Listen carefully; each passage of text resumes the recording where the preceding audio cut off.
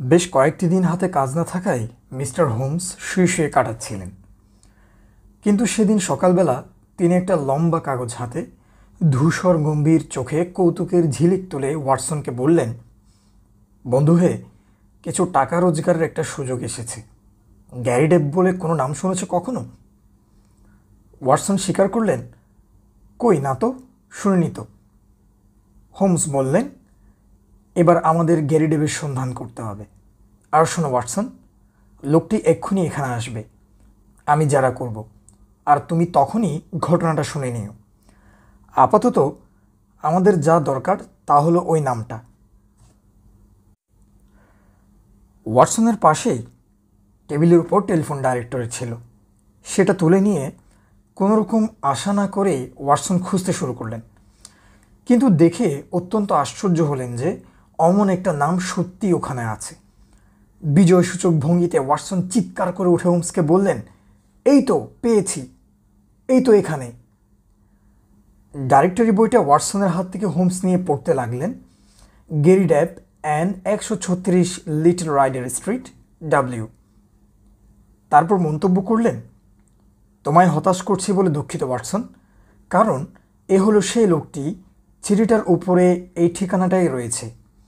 ওই নামের আরেকজন লোক দরকার। এমন সময় মিসেস হাডসন ট্রেতে করে একটা কার্ড নিয়ে এলো। ওয়াটসন কার্ডটা তুলে নিয়ে তাকালেন সেটার দিকে। আরে এই তো আরেকটা।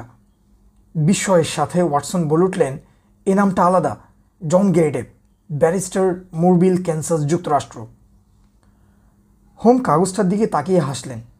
ওহো, এটা ছাড়াও আরও একটা গ্যারি ডেভ তোমায় খুঁজে বার করতে হবে ওয়াটসন, কারণ এই ভদ্রলোকও ইতিপূর্বেই এই মামলার সঙ্গে জড়িত। তবে আজই সকালে যে ইনি দেখা করবেন এ আমি আশা করছি না। যাই হোক, একে চাপ দিয়ে এর পেট থেকে কিছু কথা বার করতে হবে। ঠিক পরের মুহূর্তেই ঘরে প্রবেশ করলেন barrister mister John Gary Dave. লোকটি ছোটোখাটো বলিষ্ঠ গড়নের, মুখটি গোলগাল, তাজা, দাড়ি গোঁফ কামানো। আমেরিকার ব্যবসায়ীরা যেমনটি হয়ে থাকে আর কি। প্রথম দর্শনে হৃষ্টপুষ্ট মানুষটিকে খানিকটা ছেলে মানুষ বলে মনে হলেও মুখে মৃদু হাসি লেগে আছে। কথায় মার্কিন টান, চোখ দুটিও আকর্ষজনক। একে একে হোমস এবং ওয়াটসনের দিকে তাকিয়ে বললেন, মিস্টার হোমস, হ্যাঁ হ্যাঁ, কাগজের ছবির সঙ্গে দিব্যি মিল পাওয়া যাচ্ছে। মিস্টার নাথান গ্যারি ডেভের কাছ থেকে তো একটা চিঠি চেয়েছেন, তাই না? হোমস পাইপটা নামিয়ে বললেন, বসুন বসুন, অনেক ব্যাপারে আলোচনা করার আছে আপনার সঙ্গে। তারপর টেবিলে রাখা সামনের কাগজগুলো তুলে নিয়ে বললেন, এই দলিলে যে মিস্টার জন গ্যারি ডেভের উল্লেখ আছে, আপনিই নিশ্চয়ই সেই ব্যক্তি। কিন্তু আপনি তো বেশ কিছুদিন ধরে এই লন্ডনে আছেন। এ কথা কেন বলছেন হোমস? তার স্বচ্ছ দু চোখে যেন হঠাৎ সন্দেহ আর আতঙ্ক দেখা দিল। হোমস শান্তস্বরে বললেন, আপনার পোশাক সমস্ত ইংল্যান্ডের। জোর করে মুখে হাসি টেনে এনে ভদ্রলোক বললেন, আপনার কৌশলের কথা আমি পড়েছি, কিন্তু আমি নিজেই যে বলির পাটা হব এটা ভাবিনি। কিন্তু কি থেকে বুঝলেন মিস্টার হোমস? হোমস মুচকি এসে বললেন, আপনার কোটের কাঁধটা, আপনার বুটের ডগা দেখে আর এ বিষয়ে সন্দেহের কি কিছু থাকতে পারে? তাই তো। মিস্টার জন গ্যারি ডেভ বললেন, আমায় দেখে যে এতটা ইংরেজ মনে হয় এ আমি জানতাম না। মানে কাজের খাতিরে আমায় কদিন আগেই এখানে আসতে হয়েছে আর কি। যাই হোক, আপনি খুবই ব্যস্ত মানুষ এবং আপনার পোশাক নিয়ে আলোচনার জন্য আমি আসিনি। আপনার ওই দলিলের কথা একবার বলুন শুনি। ধৈর্য ধরুন মিস্টার গ্যারি ডেভ, ধৈর্য ধরুন, ক্রমশ সব প্রকাশ পাবে। তারপর একটু থেমে বললেন, আচ্ছা মিস্টার নাথান গ্যারি ডেভ আপনার সঙ্গে এলেন না কেন? আচ্ছা, আপনাকে কেন তিনি এর মধ্যে টেনে আনলেন বলুন তো? হঠাৎ ক্ষুদ্র হয়ে উঠে ভদ্রলোক জিজ্ঞাসা করলেন, এই ব্যাপারের সঙ্গে আপনার সম্বন্ধ কি? দুই ভদ্রলোকের মধ্যে ব্যবসায়িক কথাবার্তা হচ্ছে, তার মধ্যে কি একজনের কোনো গোয়েন্দাকে টেনে আনার কোনো মানে হয়? আজ সকালে দেখা করতে তিনি আমাকে এই বোকামির কথাটা বললেন, সেজন্য আমার এখানে আসা। কিন্তু সে যাই হোক, আমার কিন্তু ভারী খারাপ লাগছে। এর মধ্যে তো আপনার প্রতি কোনো বিরুদ্ধ ব্যাপার নেই, তাই না মিস্টার গ্যারি ডেভ? তিনি একটু উৎসাহের বসে আমার সঙ্গে যোগাযোগ করেছেন, কারণ তিনি জানেন খবর সংগ্রহের ব্যাপারে আমার একটু নামটাম বাজারে আছে। ভদ্রলোকের মুখে যে ক্রোধের চিহ্ন দেখা দিয়েছিল একটু একটু করে তা মিলিয়ে গেল। তিনি বললেন, অবশ্য তাহলে ব্যাপারটা একটু অন্যরকম দাঁড়াচ্ছে। তাই আজ সকালবেলা যখন তার কাছে শুনলাম, আপনার ঠিকানা নিয়ে সোজা চলে এলাম এখানে। ব্যক্তিগত ব্যাপারে পুলিশ নাক গলায় আমি চাই না, তবে আপনি যদি শুধু আমাদের প্রয়োজন মতো লোকটিকে খুঁজে দিয়ে ক্ষান্ত হন তাহলে আর ক্ষতি কী? হোমস বললেন, যাই হোক, আপনি যখন এসে গেছেন তখন সমস্ত ব্যাপারটা খুলে বলুন দেখি। আর এই আমার বন্ধু ডক্টর ওয়াটসন এই মামলার খুঁটিনাটি কিছু জানেন না, তাই পরিষ্কার করে ব্যাপারটা বলুন যাতে উনিও বুঝতে পারেন। মিস্টার গেরিডেভ যেমনভাবে ওয়াটসনের দিকে তাকালেন তাকে মোটেই বন্ধুসুলভ বলা চলে না। বললেন, ওর জানা কি একান্তই দরকার? হোমস বললেন, নিশ্চয়ই, কারণ আমরা যে একসঙ্গেই কাজ করি। মিস্টার গেরিডেভ এবার সহজভাবে বলতে শুরু করলেন, না না, গোপনতার কোনো কারণ নেই। ক্যানসাসে যিনি গেছেন সেই আলেকজান্ডার হ্যামিল্টন গেরিডেভকে জানে। প্রথমে জমি জমার কারবার করে বেশ টাকা করেন, এরপর শিকাগোয় গমের ব্যবসা। জমি কিনতে কিনতে তার এত জমি হয়ে গিয়েছিল যে তার সব জমি মিলিয়ে একটা জেলা হবে। আর সেই জমি থেকে নানাভাবে তার প্রচুর আয় হতো। কোনো আত্মীয় স্বজন তার ছিল না, অন্তত ছিল বলে আমি জানি না। তবে তার অদ্ভুত নামটার ব্যাপারে তার কিছু গর্ব ছিল এবং সে ব্যাপারে আমি তার সংস্পর্শে আছি। তখন আমি টোপেকায় ওকালতি করছি। একটু থেমে নিয়ে পুনরায় গেরিডেভ বলে চললেন, এমন সময় একদিন এক বৃদ্ধ ভদ্রলোক এসে দেখা করেন আমার সঙ্গে। তিনি ছাড়াও যে গেরিডেভ আছে এই খবর পেয়ে তিনি আহ্লাদে আটখানা।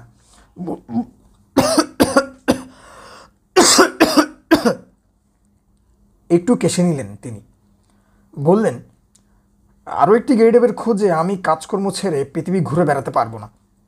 কিন্তু তিনি বললেন, ওসব শুনবো না, যা বলছি তাই করতে হবে। আমার মতলব সফল হলে টাকা পয়সা সম্বন্ধে আর কোনো ভাবনা থাকবে না। ভেবেছিলাম বুঝি ঠাট্টা করছেন, কিন্তু পরে বুঝেছিলাম কথাগুলোর মধ্যেই প্রচুর সত্য নিহিত আছে। কিন্তু দুঃখের কথা এই যে এই কথাবার্তার 1 বছরের মধ্যেই তার মৃত্যু হয়। একটা উইল রেখে যান তিনি। এমন অদ্ভুত উইল ক্যানসাসে আর কেউ কখনো দেখেনি। উইলে তিনি তার সকল সম্পত্তি ভাগ করেন 3 ভাগে, যার 1 ভাগ তিনি আমাকে দেন এই শর্তে যে আমাকে আরও 2 জন গেরিডেভকে খুঁজে বার করতে হবে। প্রত্যেকের ভাগে পড়বে $50 লক্ষ করে। কিন্তু আরও 2 জন গেরিডেভকে না পেলে কিছুই হবে না, মানে আমি কিছুই পাচ্ছি না। টাকার অঙ্কটা এতই বেশি যে আমি আইন ব্যবসা ছেড়ে গেরিডেভের সন্ধানে বেরিয়ে পড়লাম। কিন্তু সারা যুক্তরাষ্ট্র তন্ন তন্ন করে খুঁজেও একজন গেরিডেভের সন্ধান পেলাম না। অবশেষে লন্ডন টেলিফোন ডাইরেক্টরিতে পেয়েও গেলাম একটা নাম। 2 দিন আগে আমি তার কাছে গিয়েছিলাম, বুঝিয়ে বললাম সব কিছু। কিন্তু আমার মতো তিনিও একা মানুষ, কেবল কজন আত্মীয় তার আছে। কিন্তু এই সম্পত্তি কোনো স্ত্রী লোককে বর্তাবে না, কারণ উইলে আছে 3 জন প্রাপ্তবয়স্ক এবং পূর্ণবয়স্ক পুরুষও আছে, অর্থাৎ 3 জন পূর্ণবয়স্ক পুরুষ গেরিডেভ। যদি আপনি একজন গেরিডেভের সন্ধান দিতে পারেন সঙ্গে সঙ্গে, তাহলে আপনার পাওনা মিটিয়ে দেব। হঠাৎ হোমস হাসতে হাসতে ওয়াটসনকে বললেন, শুনলে তো ওয়াটসন, তোমাকে আগে বলেছিলাম না ব্যাপারটা খানিকটা খামখেয়ালি। ভদ্রলোককে বললেন, তা আমার মনে হয় আপনার কাজ হবে খবরের কাগজে বিজ্ঞাপন দেওয়া। মিস্টার গেরিডেভ বললেন, তা আমি করেছি মিস্টার হোমস, কিন্তু কোনো উত্তরই পাইনি। তাহলে তো খুবই মুশকিল। তা মামলাটা যে অদ্ভুত তাতে আর কোনো সন্দেহ নেই, হোমস বললেন। আচ্ছা মিস্টার গেরিডেভ, অবসর সময়ে আপনার মামলাটা নিয়ে চিন্তা করবো ক্ষণে, আপনি এখন আসুন। পাইপটা মুখ থেকে নামিয়ে হোমস ওয়াটসনকে বললেন, ভাবছি ভদ্রলোক কী কারণে বকবক করে এতগুলো মিথ্যা কথা বলে গেলেন। কথাটা সরাসরি জিজ্ঞেস করতে গিয়ে চেপে গেলাম। ও মনে করুক আমায় বোকা বানিয়েছে।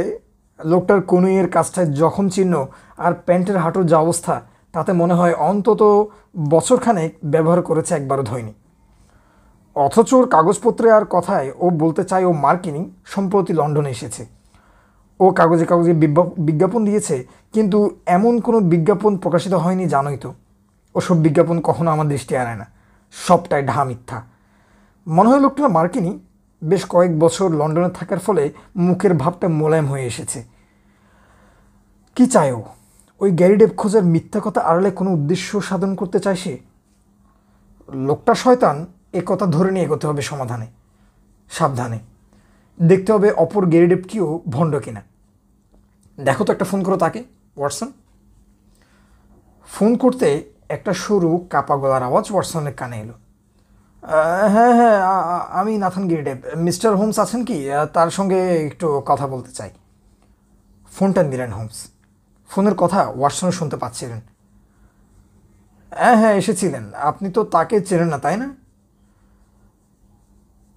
হ্যাঁ, কতদিন? মাত্র 2 দিন। তা তো বটেই। অত্যন্ত লোভনীয়। সন্ধ্যাবেলায় বাড়িতে থাকবেন কি? ও ভদ্রলোক হয়তো থাকবেন না। বেশ, যাচ্ছি তাহলে। এ নিয়ে আপনার সঙ্গে কথা বলতে চাই। ডক্টর ওয়াটসনের সঙ্গে যাবেন?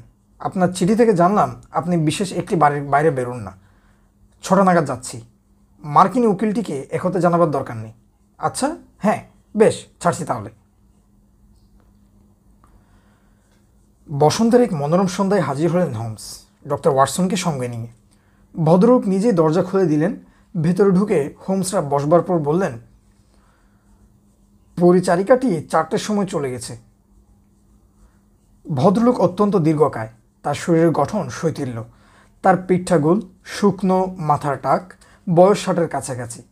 মুখটা কুৎসিত, বড় বড় গোঁফ, চশমা আর ছাগল দাড়ির মতো দাড়ি দেখে আর যেভাবে সামনের দিকে ঝুঁকে থাকেন তা লক্ষ্য করে মনে হয় তার মধ্যে কৌতূহল আছে। সব মিলিয়ে যাই হোক, তাকে বিনয়ী বলেই মনে হয়, তবে একটা অদ্ভুত বলেও মনে হয়। ঘরটিও ঘরের মালিকটির মতোই অদ্ভুত।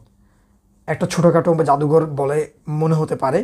বেশ লম্বা চওড়া, চারদিকে আসবাবপত্র আর তাক ভূতাত্ত্বে আর শরীর বিদ্যার নমুনার ঘাটা। তাকে মৌমাছি আর পোকামাকড় রাখা। ঘরের মাঝখানে একটা বড় টেবিল, প্রচুর আবর্জনা তার উপর জড়ো করা, আর সেখানে শক্তিশালী অনুবীক্ষণ যন্ত্রের লম্বা তামার নলটা দেখা যাচ্ছে। ভদ্রলোকের বহুমুখী রুচির তারিফ করলেন মনে মনে হোমস। কোথাও প্রাচীন মুদ্রার সংগ্রহ, কোথাও পুরাতন প্রস্তর যুগের পাথরের তৈরি অস্ত্রশস্ত্র। মাঝখানে টেবিলের পেছনে একটা বাক্সে শিলিভূত হারের রাশি। উপরে একটা সিমেন্টের তৈরি থাকে মাথার খুলির রাশি। কোনোটির নিচে লেখা নিন্ডারথল, কোনোটার হাইডেলবার্গ বা ক্রোম্যাগনন। বোঝা গেল ভদ্রলোক অনেক কিছুতেই উৎসাহী। হোমসদের সামনে দাঁড়িয়ে রইলেন তিনি একটি শ্যামই চামড়া হাতে করে, যা দিয়ে একটা মুদ্রা পালিশ করছিলেন। মুদ্রাটা তুলে ধরে বললেন, সিরাকিউজ যখন উন্নতির শিখরে তখন এটা, শেষের দিকে অধপতন হয় তাদের। আরও সব জিনিস দেখাতে লাগলেন। কৌতূহলী দৃষ্টিতে হোমস চারিদিকে তাকাতে তাকাতে বললেন, আপনি কি একেবারেই বাড়ি থেকে বেরোন না?